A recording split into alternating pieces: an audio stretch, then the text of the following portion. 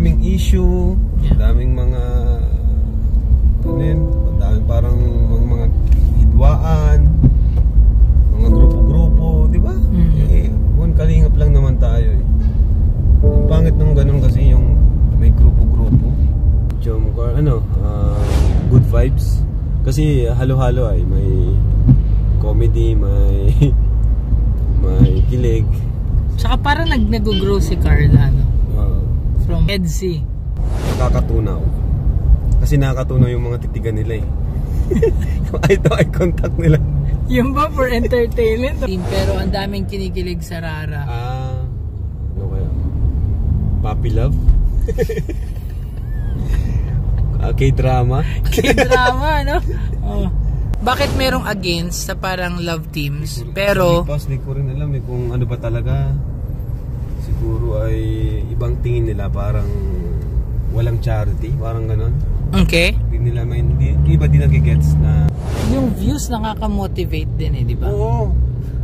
Totoo yan. Totoo yan, di ba? Mababa-ambis na ano eh. Oo, di ba?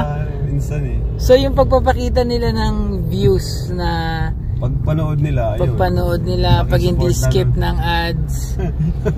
Laking support na nun, Pas. 2 years. Pasikat sa akin yung Bombay at si Oyang. Yun yung una.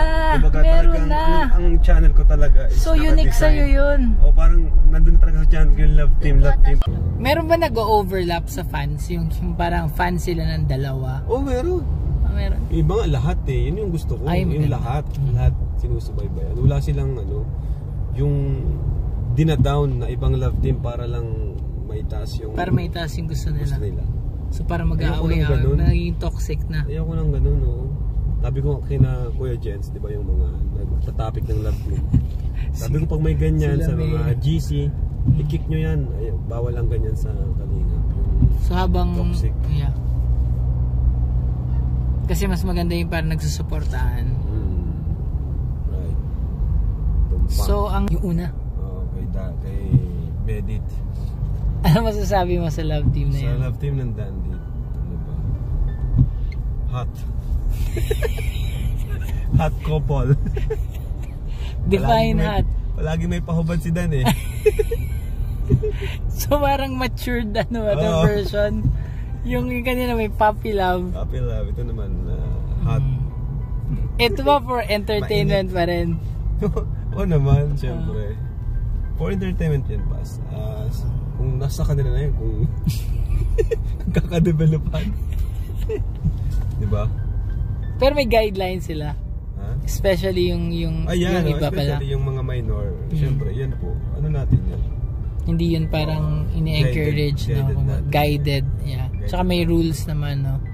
Malinaw lahat. Opo.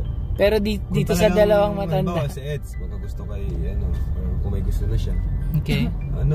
Kailangan niya maghintay, diba? Ng right time. At kailangan niya tamang proseso sa magulang. Proseso. Yeah. At si Jomar, ganun. Paano kay Jomar at kay Carla? Si Jomar. Bakit yung iba gusto ipakasal na yung dalawa?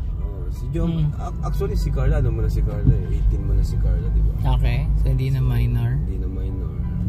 Tapos payag mga magulang. Pwede na yun. Pwede na maging girlfriend ni Jomar kung sasagutin siya. Okay. Kailan kaya yun? Pero sa tingin ko, medyo na yung loob ni Carlo. Si Jomar. Oo, siya nga yun ang liligaw.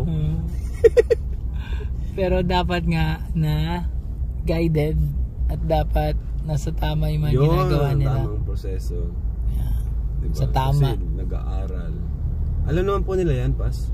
Yes. Lagi ko yan sila inaali. Yes. Expectations mo sa Dandy talaga? Expectations. Kasi parang marami silang supporters ha. Dami rin. Oo. Ito ba expectation ko sa Dandy?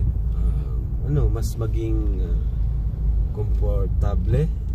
Okay. Mas maging yung pagkakaibigan nila, gano'n.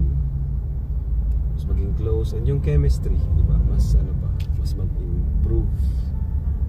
Di ba? Kasi yung batch 1, halos patapos na yung pabahay. Ang bilis, no? Batch 2, wala pang 1 year syempre, yun papabahay natin yung mga deserve. Okay. Mga deserve sa batch 2. Hindi naman pwede porque Kalingap Angels ka na is automatic. Okay. Papabahayan ka na. Siyempre, Meron ka pa rin criteria pa rin. And kung talagang bulok-bulok na yung bahay, sira-sira yung bahay, ganun. Bago. Yung sumusunod, hindi matigas ang ulo. Okay. Yun po yung criteria natin. So, yun po, sa batch 2. May timeline ba ngayon pag nagpapagawa ka ng bahay? Like, kung gaano katagal yun? O magkakaiba pa lang? Average, 1 month and 1 week. Grabe, ang bilis. May bahay na agad. Minsan, pinakamatagal na 1 month and 2 weeks. Grabe, ang bilis wala nun. May bahay na. Mga galing ang karpentero natin. Saka madami na sila, karpentero natin. Minsan, 8 hanggang sa mga... Nung nakaraan pala, no, si Reyna rin may sarili ng lupa. Nga nag-sponsor. Saka papabahayan din si Reyna Paz. Amazing. Grabe. Kaya parang hindi 1.5 lang, no, yung natanggap niya. Oo. 1.5 plus yung nagastos pa dun sa event. Plus yung lupa. So, parang 2M na lumalabas. 2M. Grabe. Siya ba talaga ang youngest beneficiary millionaire? First. Kalingap beneficiary. Lakas ni Ate Reyna. Millionaire. Grabe si Reyna, no? Grabe yung yung pinagmulan, tapos kung sino siya ngayon. Abat. Sabi kalingap boy band daw sila eh. May kanya-kanya din naman silang Nuturing mo ba ito na parang mga tinetrain mo?